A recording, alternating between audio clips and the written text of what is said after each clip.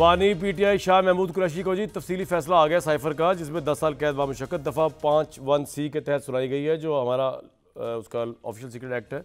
और उसमें उन्होंने कहा है कि ये तमाम सज़ाएँ जो हैं ये इनकी मुद्दत फौरी एक साथ तस्वर होगी और नाकाबिल तरदीद शवाहिद की रोशनी में जुर्म साबित हुआ है। साइफर के मामले से दीगर ममालिक के साथ ताल्लुकात पर असर पड़ा, जिससे दुश्मनों को फ़ायदा हुआ। बानी पीटीआई ने जलसे में जानबूझ कर झूठ बोला और मुल्क का ना सोचा। 31 मार्च को बानी पीटीआई ने कहा अमेरिका ने धमकी दी और इससे पाक अमेरिका ताल्लुकात को नुकसान पहुंचा। अमेरिका ने रद्द-ए-अमल में 3 बार कहा कि बानी पीटीआई का बयान हकीकत पर मबनी नहीं है। अमेरिका के बाद बानी पीटीआई ने झूठ बोला कि साजिश के तहत हुकूमत ख़त्म की गई और आवाज़ पाकिस्तान को निशाना बनाया। फैसला आज़म खान के बयान सच्चाई पर मबनी था, जिसने प्रोसिक्यूशन के दलाइल को मजबूत किया। आज़म खान ने कहा कि ऑफिशियल सीक्रेट एक्ट की खिलाफ वर्जी का भी बानी पीटीआई को बता दिया था, लेकिन उन्होंने उनकी बात नहीं सुनी। ये तमाम चीज़ें तफसीली फैसले में आई हैं। हमारे साथ मौजूद हैं प्रोग्राम के अंदर इस वक्त अली मोहम्मद साहब, जो एनालिस्ट है, डिफेंस एनालिस्ट। सर, ये थोड़ा बताइएगा कि साइफर केस जो है इसमें लोग कह रहे हैं कि कैजुअलिटी ऑफ जस्टिस हो गया है और बड़ी मैक्सिमम पेनल्टी दी गई है और इसमें बड़े लुकोनाज हैं और ये ऊपर वाले कोर्ट में जाकर उड़ जाएगा। आपका क्या टेक है इसके ऊपर? शुक्रिया जी। मैं समझता हूँ कि जनाब आज जो 77 पेज का ये तफसीली फैसला आया है, ये इसमें बहुत अहम इंकशाफात हैं और जो बयानिया पीटीआई की तरफ से मुरतब किया गया था इब्तदाई फैसले के बाद, मैं समझता हूँ कि अब उसमें से बिल्कुल हवा निकल गई है।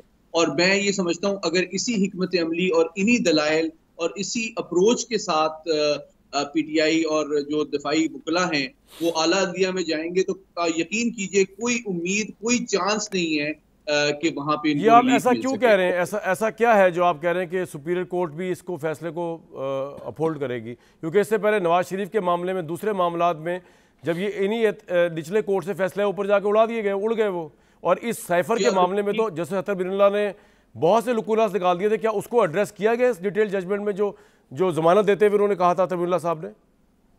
आपका अहम सवाल है। देखिए, जो सुपीरियर जुडिशरी है वो यकीनन ज्यादा जामिया अंदाज में, ज्यादा तफसील से इन तमाम मामलात को, इस पूरे ड्यू प्रोसेस को देखेगी।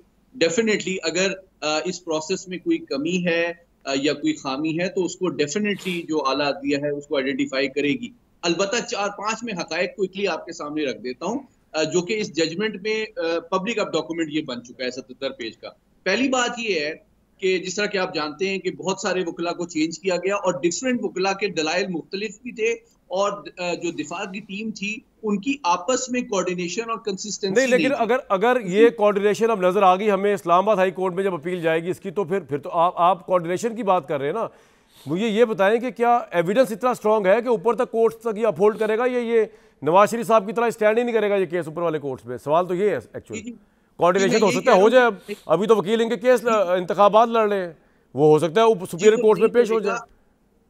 जी वो नहीं करेगा, उसकी 4 वजूहात हैं। एक वजह पहली मैंने बताई है कि जो तमाम वकला के दलाइल आपस में भी म्यूचुअली कॉन्ट्रडिक्टरी थे, जबकि जो दूसरी जानिब से 25 गवाह पेश हुए हैं उनके तमाम जो गवाहियां हैं वो एविडेंस बेस्ड रिकॉर्ड हुई हैं। उनके पास सबूत भी थे, सिर्फ उन्होंने अल्फाज नहीं पेश किए। वो 25 के 25 गवाह, जिसमें से 3 जो अहम तरीन गवाह हैं वो फॉरेन सेक्रेटरी हैं, जो इस साइफर के खुद मुसन्निफ हैं, जो एम्बेसडर थे हमारे असद मजीद साहब, और जो एडिशनल सेक्रेटरी थे अमेरिका के इस वक्त फैसल तिरमिजी साहब। इन तीनों की गवाहियां बहुत इंपॉर्टेंट इस वजह से हैं कि जनाब सबसे बड़ी दलील ये है कि जो उस साइफर का मुसन्निफ है वो खुद फॉरेन सेक्रेटरी को भेज रहा है ये साइफर, और वो कह रहा है कि इसमें साजिश, दबाव, धमकी का कोई लफ्ज नहीं है, और वो रिसीव कर रहा है फॉरेन। तो आप कह रहे हैं 3 अहम पोस्ट की गवाही, लेकिन सवाल ये है, मैं आपके साथ मेरे साथ ही रहेगा,